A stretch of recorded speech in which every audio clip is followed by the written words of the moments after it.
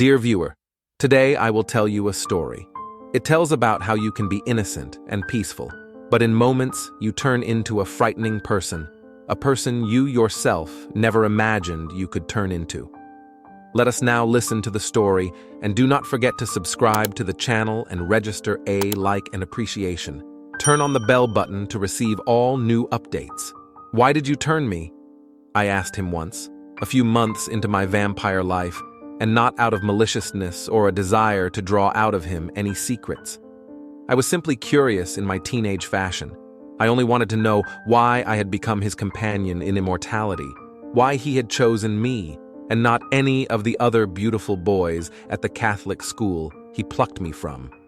He responded to this curiosity by ripping my door off of its hinges, by tearing my pillows until they exploded into puffs of down and cotton, by taking my favorite of his antique lamps and shattering it against the wall.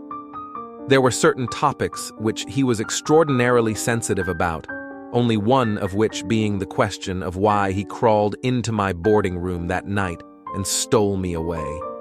He was unwilling to talk about his own turning, nor the existence of vampires aside from the two of us. Politics bored him into slumber. Most music irritated him. He could tolerate few TV programs, with one nonsensical exception in the Andy Griffith Show. He petted my hair mildly while we watched it together, like I was some sort of exotic cat he had spent a pretty penny on. He preferred, at least for that first period of our time together, to discuss our current life and reality. And it most thrilled him, and he was at his most jovial when, every night, we went on the hunt. My first time was a disaster. I had just accepted that I was truly a vampire, against all logic and the teachings of my childhood. For the days it took for me to escape my maze of confusion, he spoon-fed me blood from his own kills in his Manhattan penthouse. Besides, he said, my powers needed to develop, and develop they did. My hearing sharpened until I could, if focused, hear a bird chirping from 3 blocks away. If the neighbor downstairs cut himself shaving, the scent wafted to my nose. I was too fast for my own good, often overshooting my distance and ending up 10 paces ahead of where I wanted to go. I fought my urges to do those human things, eating and using the toilet, now only out of habit rather than need. On the very first night I was with him, he showed me my first corpse, told me how he paid handsomely to have them disposed of discreetly. He knew everyone in this city, I found, had his fingers in everything. I spent the time from then until my first hunt wandering his apartment, probing my teeth with my tongue, waiting in fear of the day I would have to gather the limp form of a man and fly it over Central Park. I knew I would be inclined to drop it, to watch it splatter on rocks from this great height, to show the world what had been made of me. But I was far too scared of him for that. He placed the most exquisite, soul-rending fear into my soul. He would have it no other way. As we walked to the location of our first hunt, which he would not disclose to me, he explained which kinds of people we ought not to kill. Policemen, obviously. Anyone rich. Celebrities, though they can be tempting. Those who may not be rich, but are notable in the city. Those popular with their peers. The night was cold and dark and dry, so unlike my home in Atlanta, it was hard to keep up with him, so quick and assured in his every movement. So, who should we go after? The rabble. He shook his hand dismissively. Prostitutes, beggars, in general, the poor, people who will not be missed. I supposed it made sense in a logistical fashion, but the thought made my stomach hurt. But shouldn't we kill the rich? Those who do bad things? I could tell his easily triggered temper was flaring up by the way the high heels of his boots clicked insistently on the sidewalk. I purposefully avoided his gaze by looking up to the buildings that rose high above us. I was forced not only to get acclimated to my new vampirism, but to a city I have never even visited. My whole life was in Atlanta, then Decatur, where my private school sat like a crown gem. New York City, though, was the crown gem of America. Later, I managed to tease out of him that he stayed here because it reminded him of his original birthplace. Much later, I learned that this birthplace was Constantinople, 1,000 and change years before it became, as we know it now, Istanbul. He did not dignify my supposition with a response. I knew he tried to be gentle with me in those early days. From this, I gathered that he had some sort of wound from his own turning that had never been quite healed over. He did not want to treat me as he had probably once been treated by his own maker. It was these pinprick moments of kindness, which I justified largely through fictions of my own creation that stoked my love for him. The hunt was the only thing that promised to turn his mood around. I watched his demeanor relax once more as we got closer to our apparent destination. It will be jarring at first, he admitted to me, with a rare note of tenderness in his voice. But you will grow to enjoy it. Everyone is different. Some go quietly, others... He trailed off. I knew he was trying not to upset me before anything had even transpired. Are less so. But you are stronger than them, faster than them. We came upon an empty lot, so rare in the city, dotted in makeshift tents of tarps. Grocery carts filled with piles of indistinguishable trash park next to them like cars. He must have detected my confusion and said, "Building burned to the ground 2 months ago. They've already made use of the place."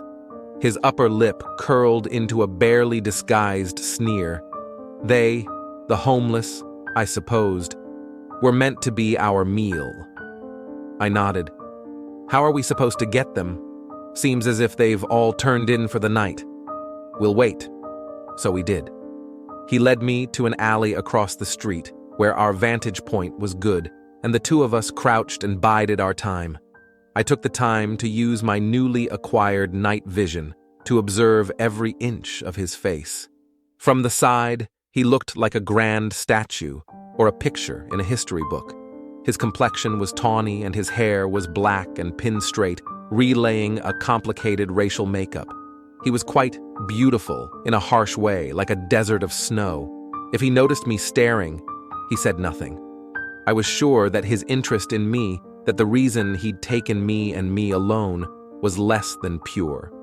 But we spent years and years together after this, nothing, in the scheme of his 1,626 total years on Earth, before he deigned to touch me in any way that mattered. I think I was still basically human to him at that time, not yet ripened. He didn't want me until I was as much a demon as he was. Eventually, one of the homeless wandered out of their tent and stumbled towards Uz. The man wavered, unseeing in the dark.